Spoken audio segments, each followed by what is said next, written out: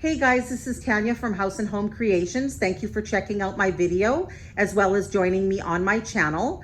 Today I wanted to share with you my downstairs living space. This is a project that I have been working on for the past several months. My second oldest daughter actually mentioned the words modern farmhouse, and I was really unfamiliar with the style of decor that was entailed with modern farmhouse. But after I did a little bit of research, I realized that was exactly the look that I was wanting to achieve. So I slowly started tackling different projects in my living space, starting with my kitchen.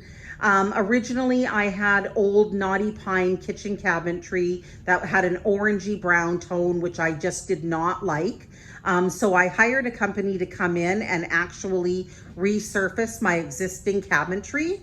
It was in very good shape, and they came up with the suggestion of using a low sheen product. And that would hide any little imperfections that may exist in the cabinetry, and they were absolutely right. These cabinetry look brand new. I literally feel like I'm looking at a brand new kitchen. All I had to do when they were done was replace the hardware with a matte black finish. And the other thing I did do is have my brother-in-law come in and frame out the kitchen island, which was very ugly before.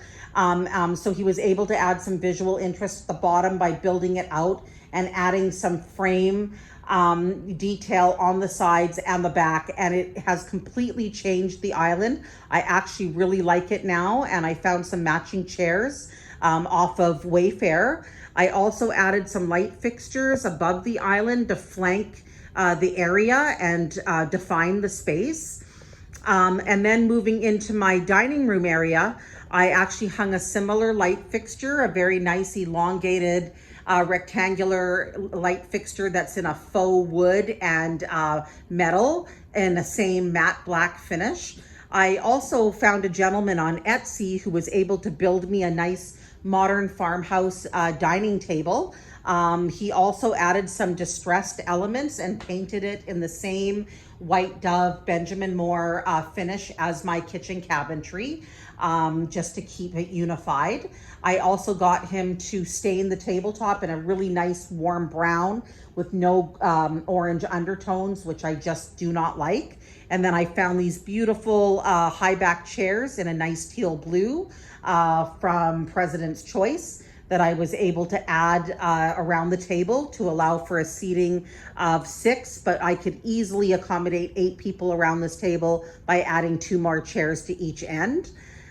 In my living room, I added new drapery, curtain rods. I also added some wallpaper to the main wall, as well as purchased a large glass mirror to reflect light and create some more depth and visual interest. And then I also added some faux rock around my fireplace and painted that out in white.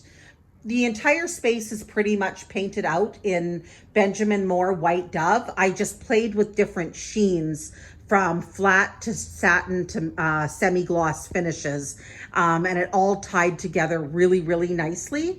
I also carried that same color onto my banisters going up my stairs. I replaced my carpet with a gray carpet. And then I also added a couple of feature walls by adding faux brick wallpaper, and then added a nice vintage wall clock just to add to the entire look. So I really like the way that space came out. And then I also created a workspace here by adding a couple of cabinetry from IKEA, and then was able to flank a desk to the side so it sort of looks a little bit built in. And as you can see, was able to create a nice workspace in order to work on projects or work from home on occasion. So just so you can see the entire space, I'll do a quick span. And you can see how it all just tied together really, really nicely. And then into the kitchen, you will see that I also added a visual interest wall with the same wallpaper, just to create a little bit of balance between both spaces. Also, the one thing I did find after everything was said and done that I was missing was plants. And I do not have a green thumb. Believe me, I will kill any plant that gets in my way. Definitely did not take after my mother. But in saying that, just going on to Amazon and purchasing some nice wicker baskets, as well as some eucalyptus leaf plants. These were basically stems, and I will show you. They're basically just individual stems that you just fluff out and just to create some volume, and then you can place them in the baskets. Very, very easy to create that look, which was very cost effective, but definitely added some really nice visual interest to my dining table. I also found these really pretty glass jars at the local Looney store for a couple of dollars. And because it has a really nice detailed pattern on the outside of the glass, you can see that once you put a votive candle inside of there and the light reflects, it's going to create a really, really pretty look. And I also added some nice vinery to the ends of my fireplace.